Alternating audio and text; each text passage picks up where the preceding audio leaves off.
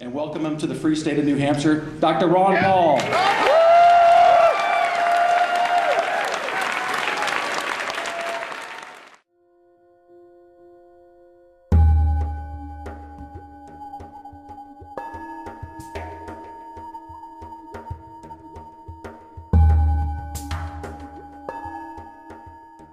We meet on Wednesdays at 6 o'clock in room 207.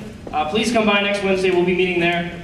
And our event is helped out by Seacoast Liberty, the Free State Project. But seeing Young Americans for Liberty here up on stage with the UNH College Republicans. These are two groups that really were critical in helping me get elected.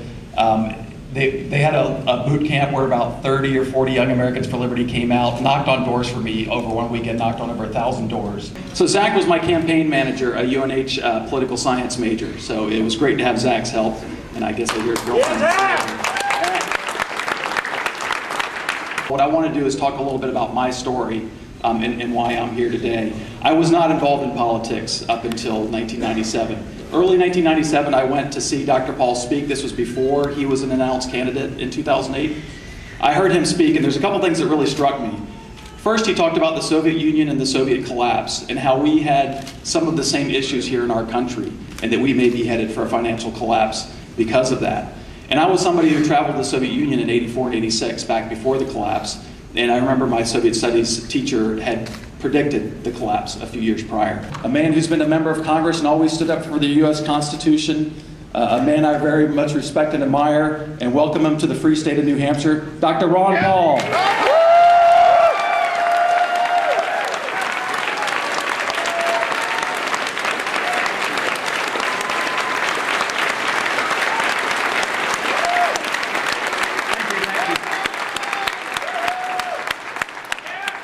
Thank you, Jim, for that introduction. Just think, the last time I was here, I couldn't even call him Senator. That's great. But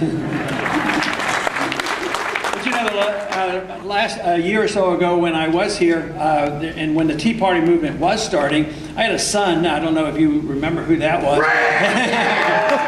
We can call him Senator now, too. So. But you know, they asked me about coming up here to the university, and I said, well, you know, I'm very comfortable. I'm in Texas. We have the week off, and it's swimming weather, and I got my swimming pool, and I think I'd just like to sit around my swimming pool. I says, besides, do you think anybody will come out to do anything? And I said, well, all right. They bent my arm, and I said, all right, I'll come out. So I am delighted to see so many people come out. This is just great, and thank you for coming.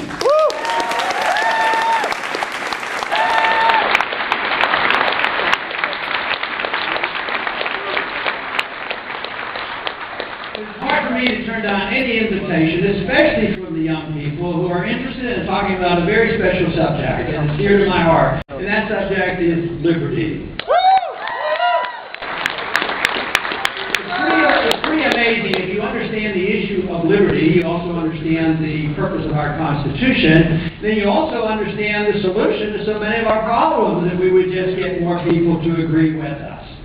And I am convinced that the troubles that we're having today, whether they're on foreign policy, the monetary issues, the financial issues, the attack on our personal liberties, it's all because we as a people have let our guard down. We have allowed too many politicians to undermine our liberties. And if we would have more people just stand up, read and understand, and fulfill the promises that they take in the oath of office to uphold the Constitution, this country would be a lot better off.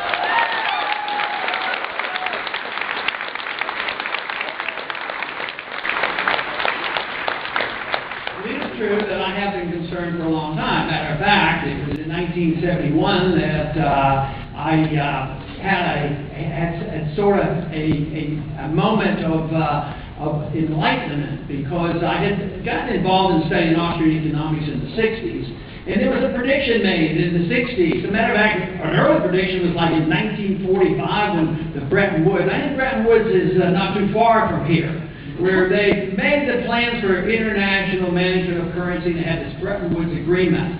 But it broke down on August 15, 1971, and by that time I had a fairly good understanding of Austrian economics, and I thought, boy, this means the door is going to be open. It's going to be open for spending and deficits, and intervention overseas and welfareism and special interest government. And for that reason, I ran for the very first time in 1974.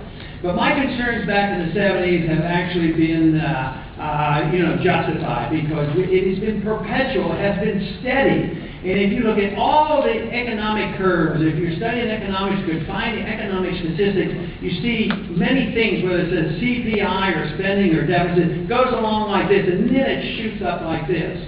And it represents the fact that we have allowed our politicians and our governments to be run totally out of control without any restraint.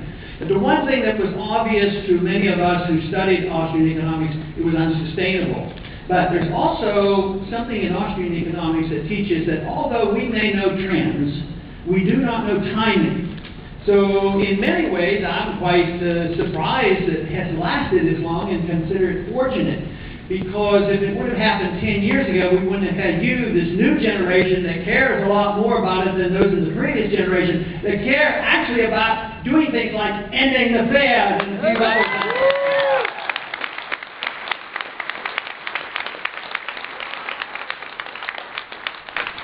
But it looks like it is coming to an end.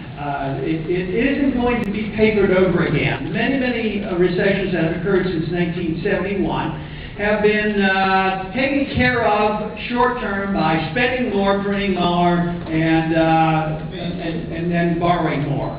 So we finally get to the very big bubble. And I consider the big bubble bursting in the year 2000, not 2008, but 2000, when the NASDAQ bubble burst. This was an introduction to a bad decade, which has continued. Standard of living has gone down for more than just a couple years. It's been going down for more than 10 years. But this time, they've tried all the old tricks, and all the old tricks involve, well, we're in trouble now, and they believe in Keynesian economics, which says, well, the problem is that the people aren't spending enough money. So if we just print money and give it to the people, they're going to spend money, everything's going to be okay. So what has the Congress done? They came along with TARP funds, they printed a lot of money and passed it out, and the Fed did the same thing. Not $100 billion or $200 billion, hundreds of billions of dollars.